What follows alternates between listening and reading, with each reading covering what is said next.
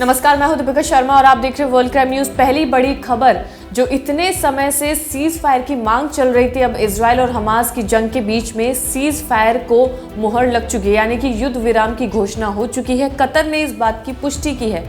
अब ये 4 दिन के लिए युद्ध विराम लगाया जाएगा, जिसमें जितने भी हमास के लड़ाकों ने लोगों को बंधक बनाया था, यानी कि वो जो लिस्ट है 50 लोगों की, उन बंधकों को रिहा कर दिया जाएगा। जल्दी इन सभी के नाम भी इजराइल अपनी तरफ से पब्लिश कर देगा, बता देगा। इसके अलावा इन सभी बंधकों में से महिलाएं और बच्चे इनमें शामिल हैं, जिन्हें छोड़ा जाएगा। ये 4 दिन का प्रोसेस लगातार चलेगा, जिसमें एक ग्रुप में, यानी कि 12-13 लोगों के ग्रुप में इन सभी लोगों को छोड़ा जाएगा।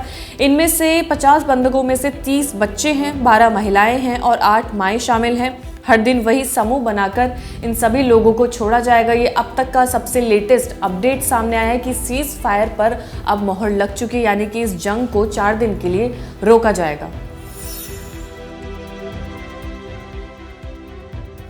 इसी महीने यानी कि नवंबर में मुंबई पर सबसे बड़ा हमला हुआ था, आतंकी हमला हुआ था, जिसके बाद अब लश्कर-ए-तैयबा, जिस आतंकी संगठन ने ये हमला किया था, उस संगठन पर इजराइल ने बैन लगा दिया। इससे पहले यूएन और अमेरिका ने तो बैन लगा ही दिया था। अब इजराइल ने भी अपनी तरफ से लश्कर-ए-तैयबा के संगठन पर बैन लगा दिया है, उसे आतंकी संगठन घोषित कर दिया है अपने देश में।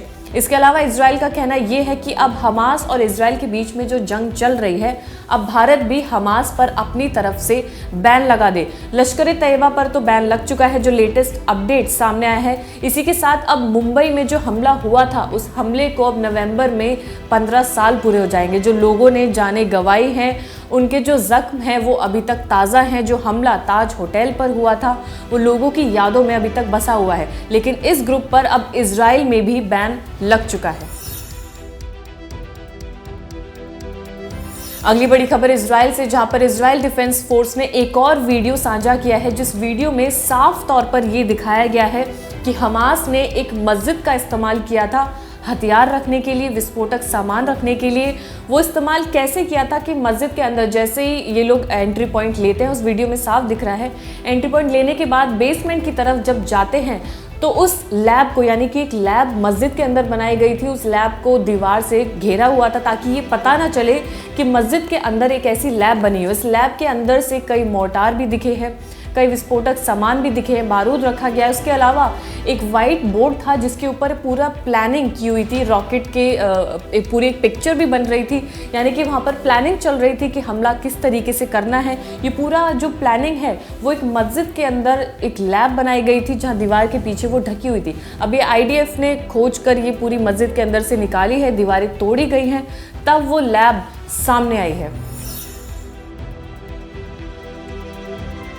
गाजा में चल रहे युद्ध के पीछे अभी तक हजारों लोग अपनी जान गंवा चुके हैं। जो हॉस्पिटल्स हैं उनको भी निशाना बनाया गया है।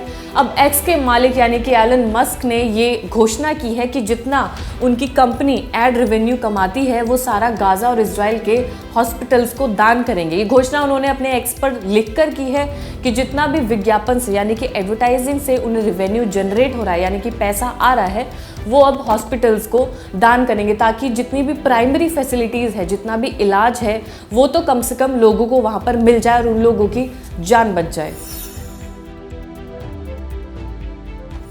अगली खबर अमेरिका से आई है। अमेरिका के पूर्व राष्ट्रपति बराक ओबामा के पूर्व सलाहकार स्टुअर्ट को नौकरी से निकाल दिया गया। इसके पीछे की जो वजह सामने आई है वो ये है कि उनका एक वीडियो वायरल हो रहा था, जिसके बाद उन्हें नौकरी से निकाला गया।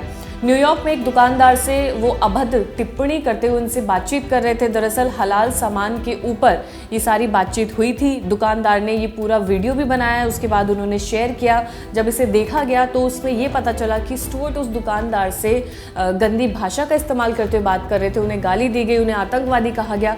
इन तरह तरह के आरोपों को उनके ऊपर लगा रहे थे और जब ये वीडियो वायरल हुआ तो इन्हें नौकरी से निकाला गया। इसके अलावा हमास और इजराइल के युद्ध के बीच में भी उन्होंने अभद्र टिप्पणी दी, जिसके बाद अब उन्हें नौकरी से निकाल दिया गया है। फिलहाल इस वर्ल्ड बुलेटिन में इतना ही। ताज़ा खबरों के लिए देखते रहिए क्राइम तक।